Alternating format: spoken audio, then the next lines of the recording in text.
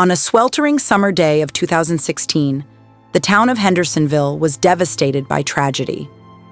Timea Batts, age 29, tearfully claimed that he had accidentally shot and killed his own daughter, precious 11-year-old Timea. At her emotional funeral, the father, who was facing charges of murder, gave a moving speech and released doves in honor of his beloved child. As the investigation unfolded, it became apparent that there were more details to this story than a simple accident. Details revealed that Batts had a history of criminal activity and was not legally allowed to possess a firearm. He initially told authorities that Timea had been shot by someone else after getting off the school bus, but surveillance footage painted a different picture. In a heartbreaking turn of events, Batts confessed to firing at his daughter, mistaking her for an intruder or attacker in his drowsy state. The community was left in shock from the loss of such a bright young girl who was loved by all. Timea's school communities were deeply affected by her passing, and counselors were brought in to offer support to grieving students and staff members. Principal Mike Hayes held meetings and encouraged wearing pink in honor of Timea.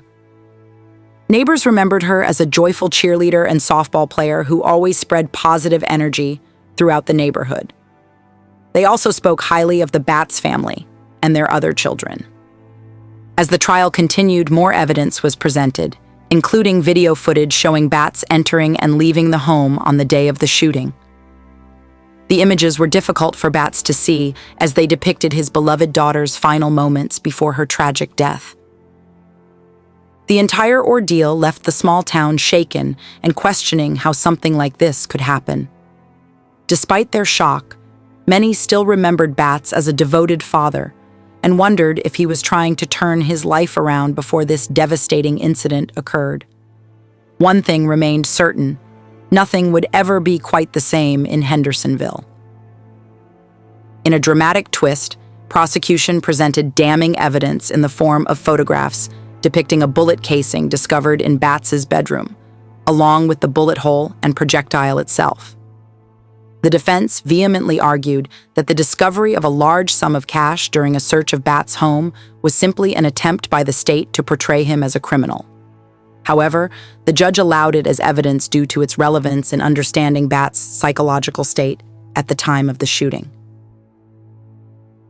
During cross-examination, the fervent defense attorneys probed for any connections between the discovered money and criminal activity, to which Detective Sims firmly replied no, and stated that the funds had been promptly returned to Batts's fiancée by authorities. The defense team also honed in on video footage capturing Timea's slow entrance into the home after returning from school, highlighting her bare feet in the dining area and insinuating that she may have been crawling or moving slowly throughout the house, potentially startling Batts enough to discharge a shot. Prosecutors quickly countered with arguments about Batts's handling of the gun, which happened to belong to his cousin James Brown. After the shooting, Batts hastily passed the weapon to his cousin, who had left it at his house earlier. During police questioning, Batts revealed that he never would have willingly kept such a firearm in his possession. On tape, he can be heard saying, "I couldn't have predicted something like this happening." The prosecution used this evidence to portray Batts as deceptive and untrustworthy in his interactions with law enforcement. In contrast, the defense began their statements by asserting that Batts only took possession of the gun after seeing Timea being taken to the hospital on a stretcher. To further strengthen their argument, the defense argued that Batts was unaware of Timea's imminent death and was concerned about how it would look for a convicted felon to possess a gun. On the second day of the trial, the prosecution called Dr. David Zimmerman, a respected forensic pathologist and medical examiner, as a witness. He had performed an autopsy on Timea Batts the day after the shooting and determined that her cause of death was a single gunshot wound to the abdomen. The bullet had passed through multiple organs before exiting her body. During his testimony, Zimmerman emphasized that in such fatal cases, all of the injuries sustained contribute to the ultimate cause of death due to the extensive network of vessels and capillaries in those areas. It was also revealed during the trial that Timea Batts had been a victim of a previous shooting several years ago. The defense argued that this experience had made him more cautious and afraid when he heard commotion in his home on the day of the incident.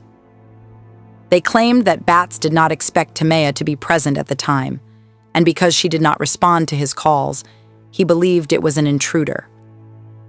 To support their argument, the defense showed the jury bullet wounds Batts had suffered in 2011, 6 in his back and a graze on his head. This was intended to demonstrate that Batts had a valid reason to be cautious and fearful given his past experience. While details about the 2011 shooting were not provided, the arrest affidavit for Batts's assailant was obtained by Fox 17 News. According to official records, on January 13, 2011, Batts was driving with 2 friends when they left Ware's barbershop at 1008 Jefferson Street. Suddenly, Cheyenne Turner started shooting at them. Batts was hit multiple times until one of his companions retrieved a gun from their car and fought back against Turner. Turner attempted to flee in a Chevy Tahoe, but eventually had to escape on foot. The police later discovered that Turner was accompanied by the driver of the Tahoe, Wesley Coleman. As it turns out, Turner and Batts knew each other from sharing a child with the same woman. This woman, Timea's mother, was frequently mentioned during Batts's trial for shooting Timea. According to legal documents, both men had previous altercations with each other. In the end, Turner and Coleman were found guilty of attempted second-degree murder in connection to Batts' previous shooting. Thank you for tuning in to No Tears for Black Girls. This series is skillfully crafted by acclaimed writer and producer John Reedburg with the guidance of unapologetic host Samantha Paul. Catch new episodes every Tuesday and Thursday on all major podcast platforms.